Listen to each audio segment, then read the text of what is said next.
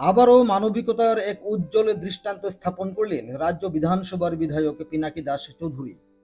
নিজের বিধানসভা কেন্দ্রের বাইরেও এবার সাহায্যের হাত বাড়িয়ে দিলেন খোয়াইয়ের কলেজ পড়ুয়া লিপিকা পালের প্রতি, যে দুরারোগ্য অ্যাপ্লাস্টিক অ্যানিমিয়ায় আক্রান্ত। বর্তমানে সে কলকাতার নারায়ণা হাসপাতালে চিকিৎসাধীন, যেখানে তার চিকিৎসা ব্যয় প্রায় 15 লক্ষ টাকারও বেশি।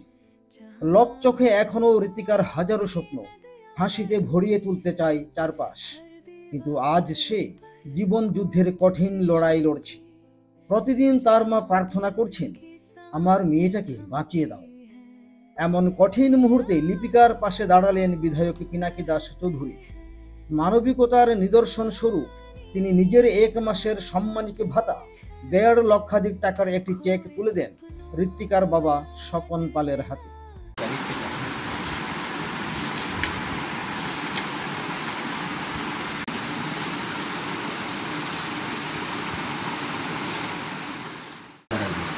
আমরা অর্থনৈতিকভাবে পারি না, আমরা সবাই গরিব মানুষ। স্যার যখন এমএলএ সাহেব যখন কৃষি পুরস্কার মণ্ডল সভাপতি দিচ্ছে, আমাদের যখন লাইছে আমি সঙ্গে সঙ্গে আমাদের দলীয় কার্যকর্তারা ফোন করা শুরু করছে এবং কৃষি দিদিরাও আমরা পাড়ার মেয়ে সবাই আমরা অনেকের কন্যা সমান, কেউ ছোটো বোনের সমান, কেউ এতটা মহতি উদ্যোগ মাননীয় বিধায়ক আইসে একটু হেল্প ফ্যামিলিয়া আমরা পাশে থাকি। আমরা খুশি আপনারা আইছেন মাননীয় বিধায়ক, এতে আমরা অসংখ্য ধন্যবাদ জানাই। আমাদের এই বিপদে, আমাদের এই কন্যার বিপদে তিনি আপনি পাশে দাঁড়ানোর জন্য আপনি এইভাবেই আপনি নিজের বিধানসভায় তো করেনও, খোয়াইতেও দেখেন, এদিকে আপনাদের অনেক অনেক নমস্কার, ধন্যবাদ। প্রথমেই আপনাদের মাধ্যমে আমি আপামর জনগণকে বলতে চাই, খোয়াই বিধানসভার স্বপন পাল একমাত্র কন্যা ঋতিকা পাল সবাই যাতে আশীর্বাদ করে এবং ভগবান যাতে আশীর্বাদ করে খুব সুস্থ হয়ে বাড়িতে ফিরে। বর্তমানে কলকাতার নারায়ণে ভর্তি আছে, কঠিন দুরারোগ্য রোগে আক্রান্ত হয়েছে, সেটাকে ব্রুন মেরু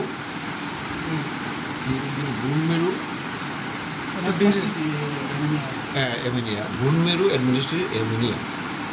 এটা খুব কম পার্সেন্টেজ লোকের হয়, যাই হোক দুর্ভাগ্য। এই জায়গায় উনি চেষ্টা চালাচ্ছেন, বাবার একমাত্র মেয়ে স্বপন পাল চেষ্টা চালাচ্ছেন।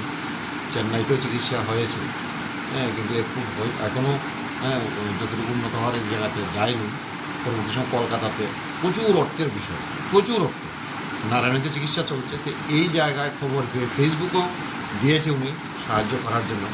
আমি সবাইকে বলবো সাহায্য করার জন্য, এবং আমি নিজেও আজকে এই খোয়াই বিধানসভার এই গনকি এলাকাতে এখানে মণ্ডল প্রেসিডেন্ট এসেছে, আমাদের জেলা সাধারণ সম্পাদক, এই পৌর পরিষদের কাউন্সিলর, আরও মহিলা কার্যকর্তারা বা এলাকার সার্বিকভাবে অনেক জনগণ এখানে উপস্থিত হয়েছে।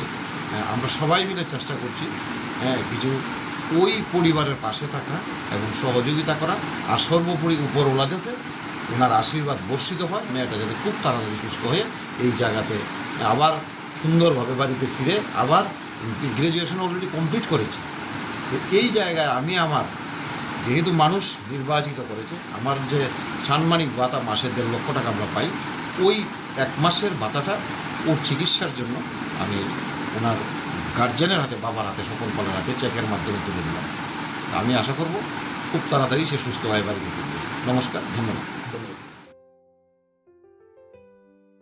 বিধায়ক জানান, জনগণ আমাকে এই দায়িত্বে বসিয়েছে, তাই সমাজের প্রয়োজনে এই সামান্য সহায়তা করা আমার পরম কর্তব্য।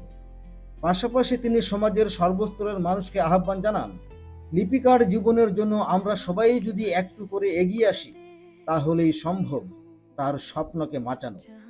এদিন চেক প্রদান অনুষ্ঠানে উপস্থিত ছিলেন খোয়াই মণ্ডল সভাপতি অনুকূল চন্দ্র দাস, জেলা সাধারণ সম্পাদক সমীর কুমার দাস, কাউন্সিলর শঙ্কু পাল সহ অন্যান্য নেতৃবৃন্দ। বিধায়কের এই মানবিক উদ্যোগে এলাকাবাসী এবং অসুস্থ লিপিকার পরিবার কৃতজ্ঞতা জ্ঞাপন করেছেন। খোয়াই থেকে প্রদীপ ঘোষের রিপোর্ট, ত্রিপুরা পাইওনিয়ার। सपनों को याद दिलाते हैं, आसमां भी रोता है हमारे साथ, मौत के घर में है केवल रात।